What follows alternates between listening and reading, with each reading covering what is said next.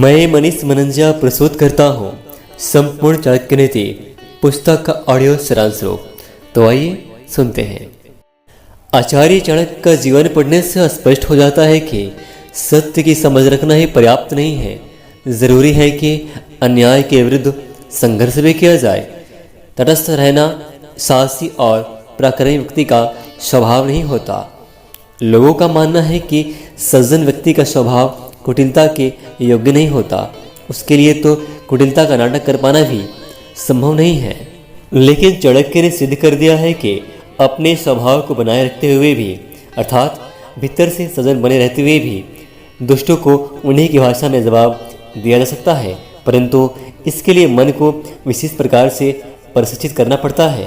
नीति शास्त्र के आचार्यों की वैसे तो बहुत लंबी परंपरा है, लेकिन शुक्राचार्य, आचार्य बृहस्पति, महात्मा विदुर और आचार्य चाणक्य इनमें प्रमुख हैं। आचार्य चाणक्य ने श्लोक और सूत्र दोनों रूपों में नीति शास्त्र का व्याख्यान किया है।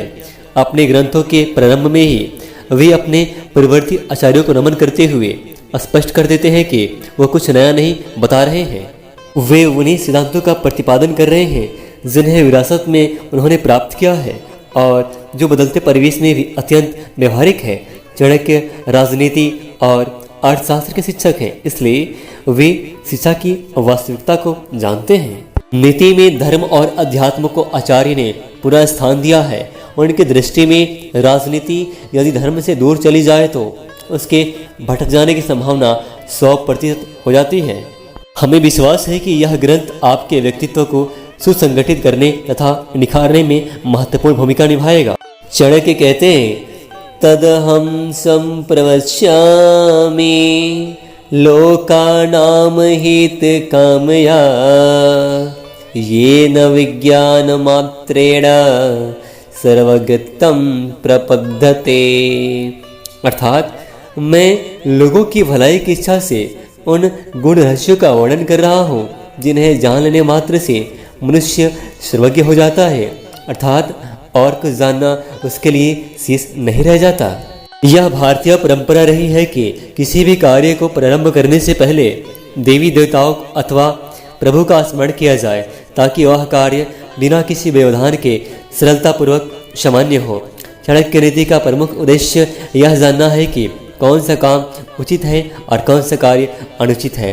आचार्य चाणक्य ने प्राचीन भारतीय नीति शास्त्र में बताए गए नियमों के अनुसार ही इसे लिखा है। चाणक्य कहते हैं कि मूर्ख व्यक्ति को ज्ञान देने से कोई लाभ नहीं होता, अपितु सज्जन और बुद्धिमान लोग उससे हानि उठाते हैं। दुखी व्यक्तियों से व्यवहार रखने से चाणक्य का तात्पर्य है कि जो व्यक्ति अनेक रोगों से पीड़ित है और जिनका धन नष्ट हो चुका है, ऐसे व्यक्तियों से किसी प्रकार का संबंध रखना बुद्धिमान मनुष्य के लिए हानिकारक हो सकता है। दुष्ट स्वभाव वाली, कठोर वचन बोलने वाली, दुराचारणी स्त्री और धूर्त, दुष्ट स्वभाव वाला मित्र, सामने बोलने वाला मुंहफट नौकर और ऐसे घर में निवास जहां सांप की होने की संभावना हो, ये सब बातें मृत्यु के समान हैं। किसी कष्ट अथवा आपातकाल से बचाव के लिए धन की रक्षा करनी चाहिए और धन खर्च करके भी स्त्रियों की रक्षा करनी चाहिए, परंतु स्त्रियों और धन से भी अधिक आवश्यक यह है कि वो व्यक्ति अपनी रक्षा करे। जहाँ प्रेम की बात आती है वहाँ पे उपनिषद के ऋषि भी कहते हैं कि कोई किसी से प्रेम नहीं करता, सब स्वयं से ही प्रेम करते हैं। आत्मनस्तु कामाय सर्वं प्रियम भवति। आपत्ति काल के लिए धन की रक्षा करनी चाहिए, लेकिन सज्जन पुरुषों के पास विपत्ति का क्या काम। और फिर लक्ष्मी तो चंचला है, वह संचित करने पर भी नष्ट हो जाती है। जिस देश में आदर सम्मान नहीं और नहीं आजीविका का कोई साधन है, जहाँ कोई बंधु बांधव रिश्तेदार भी नहीं तथा किसी प्रकार की विद्या और गुणों की प्राप्ति की संभावना भी नहीं, ऐसे देश को छोड़ ही देना चाहिए। ऐसे स्थान पर रहना उचित नहीं। तात्पर्य यह है कि किसी अन्य देश अथवा किसी अन्य स्थान पर जाने का एक प्रयोजन यह होता है कि वहाँ जाकर कोई नई बात, नई विद्या, रोजगार और नया गुण सीख सकेंगे, परंतु जहाँ इनमें से किसी भी बात की संभावना न हो, ऐसे देश या स्थान को तुरंत छोड़ देना चाहिए। जहाँ श्रोत्रिय अर्थात वेद को जानने वाला ब्राह्मण, धनिक, राजा, नदी और वैद ये 5 चीज़ें न हो, उस स्थान पर मनुष्य को एक दिन भी नहीं रहना चाहिए। जहाँ लोक यात्रा अर्थात जीवन को चलाने के लिए आजीविका का कोई साधन न हो, व्यापार आदि विकसित न हो, किसी प्रकार के दंड के मिलने का भय न हो, लोकलाज न हो, व्यक्तियों में शिष्टता उदारता न हो अर्थात उनमें दान देने की प्रवृत्ति न हो, जहाँ ये 5 चीज़ें विद्यमान न हो वहाँ व्यक्ति को निवास नहीं करना चाहिए। काम लेने पर नौकर चाकरों के, दुख आने पर बंधु बांधवों की, कष्ट आने पर मित्र की तथा धन नाश होने पर अपनी पत्नी की वास्तविकता का ज्ञान होता है। तात्पर्य यह है कि चाणक्य कहते हैं कि जब सेवक को किसी कार्य पर नियुक्त किया जाएगा तभी पता चलेगा कि वह कितना योग्य है। इसी प्रकार जब व्यक्ति किसी मुसीबत में फंस जाता है तो उस समय भाई बंधु और रिश्तेदारों की परीक्षा होती है। मित्र की पहचान भी विपत्ति के समय ही होती है। इसी प्रकार धनहीन होने पर पत्नी की वास्तविकता का पता चलता है कि उसका प्रेम धन के कारण था या वास्तविक। किसी रोग से पीड़ित होने पर, दुख आने पर, अकाल पड़ने पर, शत्रु की ओर से संकट आने पर, राजसभा में, शमशान अथवा किसी की मृत्यु के समय जो व्यक्ति साथ नहीं छोड़ता, वास्तव में वही सच्चा बंधु माना जाता है। मनुष्य को चाहिए कि वह अधिक लालच में न पड़े। उसे वही कार्य करना चाहिए जिसके संबंध में उसे पूरा ज्ञान हो। जिस कार्य के संबंध में उसे ज्ञान न हो उसे करने से हानि हो सकती है। जिस कार्य का अनुभव न हो उससे संबंधित निर्णय लेना कठिन होता है। निर्णय यदि लिया जाए तो संशय की स्थिति मन को डगमगाती रहती है। ऐसा निर्णय कभी भी सही नहीं होता। संशयात्मा विनश्यति। मन यदि संशय में हो तो वह रास्ते से भटकाता ही नहीं, गहरे और अंधेरे गड्ढे में फेंकता है। यदि आप ऐसे व्यवसायियों का जीवन देखें जिन्होंने अपने क्षेत्र में ऊंचाइयों को छुआ है तो आप पाएंगे कि उन्होंने अपने काम को समझने के लिए किसी दूसरे अनुभवी व्यक्ति के नीचे काम किया है। किताबी और व्यवहारिक जानकारी में जमीन आसमान का अंतर होता है। विवाह के संदर्भ में चाणक्य ने कुल के भेदभाव की बात नहीं मानी है। उनका कहना है कि नीच कुल में उत्पन्न कन्या भी यदि अच्छे गुणों से युक्त है तो उससे विवाह करने में कोई हानि नहीं। जिन पर विश्वास नहीं करना चाहिए उनके बारे में आचार्य कथन है कि सिंह और बाघ आदि तेज पंजों वाले जानवरों से दूर रहना चाहिए। ऐसी नदियों के आसपास भी नहीं रहना चाहिए जिनके किनारे कच्चे हों और जो बरसात आदि के दिनों में लंबे चौड़े मैदान में फैल जाती हों। इसी प्रकार लंबे सींगों वाले सांड आदि पशुओं से अपना बचाव रखना चाहिए। जिसके पास कोई हथियार है उसका भी कभी विश्वास नहीं करना चाहिए। झूठ बोलना, बिना सोचे समझे किसी कार्य को प्रारंभ कर देना, दुस्साहस करना, छल कपट करना, मूर्खतापूर्ण कार्य करना, लोभ करना, अपवित्र रहना और निर्दयता ये स्त्रियों के स्वाभाविक दोष हैं। तात्पर्य, स्त्रियों में प्रायः ये दोष पाए जाते हैं।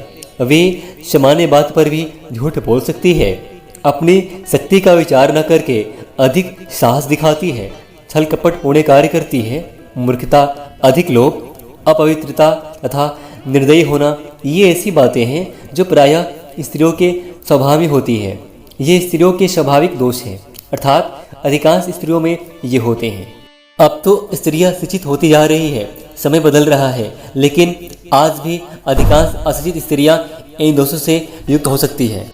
इन दोषों को स्त्री की समाज में स्थिति और उसके परिणाम स्वरूप बने उनके मनोविज्ञान के संदर्भ में देखना चाहिए।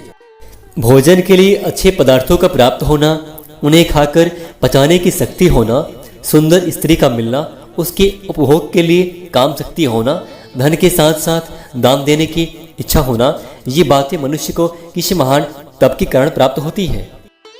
तपसा फलम का अर्थ है कठोर श्रम और आत्मसंयम। जिसका बेटा वश में रहता है, पत्नी पति की इच्छा के अनुरूप कार्य करती है और जो व्यक्ति धन के कारण पूरी तरह संतुष्ट है उसके लिए पृथ्वी ही स्वर्ग के समान है। पुत्र उन्हें ही कहा जा सकता है जो पिता के भक्त होते हैं। पिता भी वही है जो पुत्र का पालन पोषण करता है। इसी प्रकार मित्र भी वही है जिस पर विश्वास किया जा सकता है और भार्या अर्थात पत्नी भी वही है जिससे सुख की प्राप्ति होती है। जो पीठ पीछे कार्य को बिगाड़े और सामने होने पर मीठी मीठी बातें बनाए, ऐसे मित्र को उस घड़े के समान त्याग देना चाहिए जिसके मुंह पर तो दूध भरा हुआ है परंतु अंदर विष हो। जो मित्र खोटा है उस पर विश्वास नहीं करना चाहिए और जो मित्र है उस पर भी अति विश्वास नहीं करना चाहिए, क्योंकि ऐसा हो सकता है कि वह मित्र कभी नाराज होकर सारी गुप्त बातें प्रकट कर दे। तात्पर्य: चाणक्य मानते हैं कि जो व्यक्ति अच्छा मित्र नहीं है उस पर तो विश्वास करने का प्रश्न ही नहीं उठता, परंतु उनका यह भी कहना उचित है कि अच्छे मित्र के संबंध में भी पूरी तरह विश्वास नहीं करना चाहिए, क्योंकि किसी कारणवश यदि वह नाराज हो गया तो सारे भेद खोल देगा। आज बड़े बड़े नगरों में जो अपराध बढ़ रहे हैं, जो कुकर्म हो रहे हैं, उनके पीछे परिचित व्यक्ति ही अधिक पाए जाते हैं। घर का भेदी लंका डाहे, यह कहावत गलत नहीं है। जो बहुत अच्छा मित्र बन जाता है वह घर के सदस्य के जैसा हो जाता है। व्यक्ति भावुक होकर उसे अपने सारे भेद बता देता है। फिर जब कभी मन मुटाव उत्पन्न होते हैं तो वह कथित मित्र ही सबसे ज़्यादा नुकसान देने वाला सिद्ध होता है। ऐसा मित्र जानता है आपकी मर्म स्थल कौन से हैं। घर में काम करने वाले कर्मचारी के बारे में भी इस प्रकार की सावधानी रखना आवश्यक है। आचार्य का कहना है कि व्यक्ति को कभी किसी को अपने मन का भेद नहीं बताना चाहिए। जो भी कार्य करना है उसे अपने मन में रखें और समय आने पर पूरा करें। कुछ लोग किए जाने वाले कार्य के बारे में गाते रहते हैं, इस प्रकार उनकी बात का महत्व कम हो जाता है और यदि किसी कारणवश वह व्यक्ति उक्त कार्य को पूरा न कर सके तो उसकी हंसी होती है। इससे व्यक्ति का विश्वास भी कम होता है।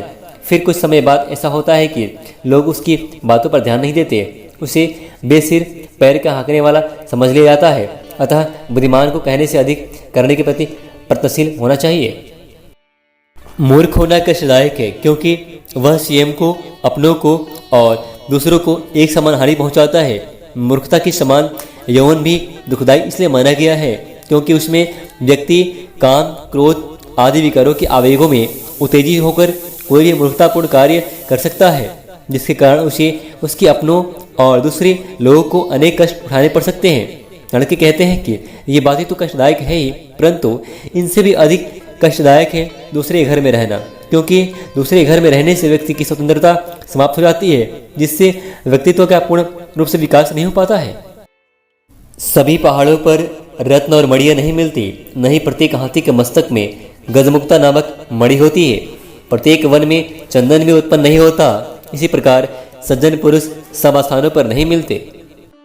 बुद्धिमान लोगों को चाहिए कि वह अपने पुत्र और पुत्रियों को अनेक प्रकार के अच्छे गुणों से युक्त करे, उन्हें अच्छे कार्यों में लगाए, क्योंकि नीति जानने वाले और अच्छे गुणों से युक्त सज्जन स्वभाव वाले व्यक्ति ही कुल में पूजनीय होते हैं। वे माता पिता बच्चों के शत्रु हैं जिन्होंने बच्चों को पढ़ाया लिखाया नहीं, क्योंकि अनपढ़ बालक विद्वानों के समूह में शोभा नहीं पाता, उसका सदैव तिरस्कार होता है। विद्वानों के समूह में उसका अपमान उसी प्रकार होता है जैसे हंसों के झुंड में बगुले की स्थिति होती है। तात्पर्य यह है कि केवल मनुष्य जन्म लेने से ही कोई बुद्धिमान नहीं हो जाता, उसके लिए शिक्षित होना अत्यंत आवश्यक है। शक्ल, सूरत, आकार, प्रकार तो सभी मनुष्यों का एक जैसा होता है, अंतर केवल उनकी विद्वता से ही प्रकट होता है। जिस प्रकार सफ़ेद बगुला सफ़ेद हंसों में बैठकर हंस नहीं बन सकता, उसी प्रकार अशिक्षित व्यक्ति शिक्षित व्यक्तियों के बीच में बैठकर शोभा नहीं पा सकता। इसलिए माता पिता कर्तव्य है कि वे बच्चों को ऐसी शिक्षा दें जिससे वे समाज की शोभा बन सके।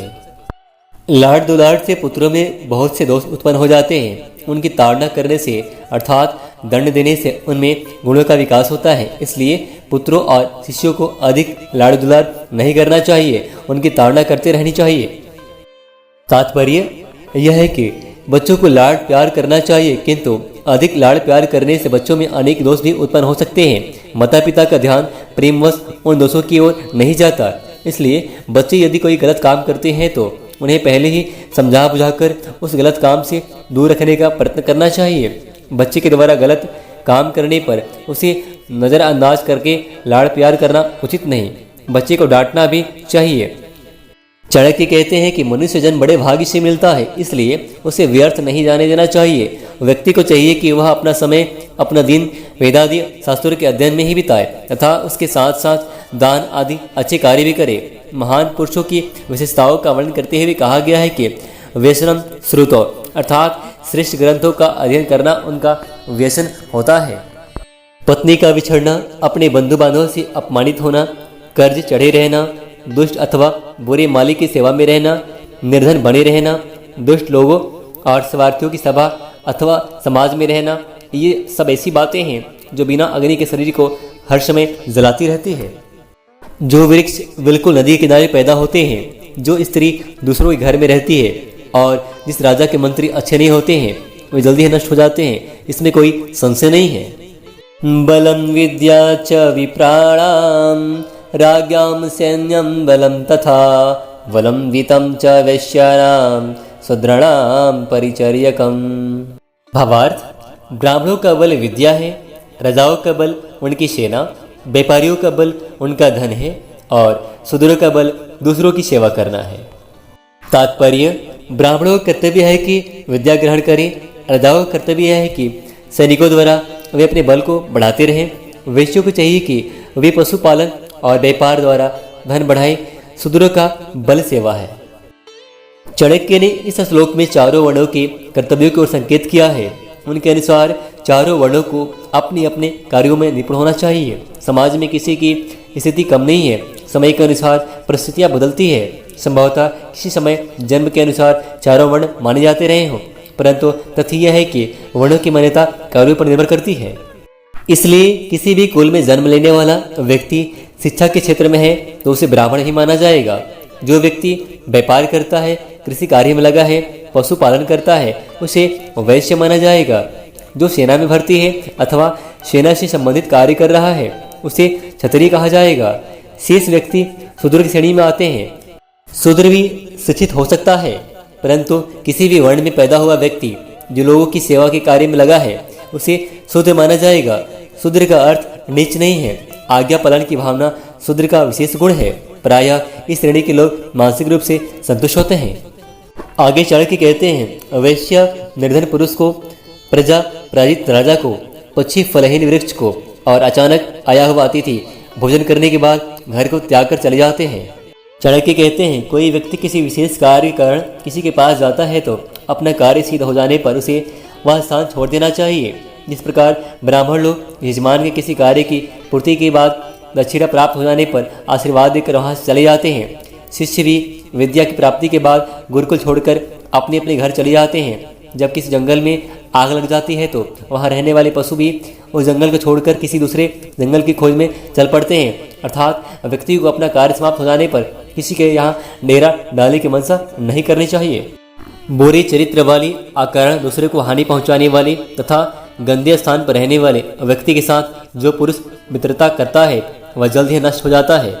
सभी साधु संतों, ऋषि मुनियों का कहना है कि दुर्जन का संग नरक में वास करने के समान होता है। इसलिए मनुष्य की भलाई इसी में है कि वह जितनी जल्दी हो सके दुष्ट व्यक्ति का साथ छोड़ दे। तात्पर्य यह है कि चाणक्य ने यहाँ संकेत किया है कि मित्रता करते समय यह भली प्रकार से जांच परख लेना चाहिए कि जिससे मित्रता की जा रही है उसमें ये दोष तो नहीं है। यदि ऐसा है तो उससे होने वाली हानि से बच पाना संभव नहीं है। इसलिए ज़्यादा अच्छा है कि उससे दूर ही रहा जाए। प्रेम व्यवहार बराबरी वाले व्यक्तियों में ही ठीक रहता है। यदि नौकरी करनी ही है तो राजा की नौकरी करनी चाहिए। कार्य अथवा व्यवसाय में सबसे अच्छा काम व्यापार करना है। इसी प्रकार उत्तम गुणों वाली स्त्री की शोभा घर में ही है।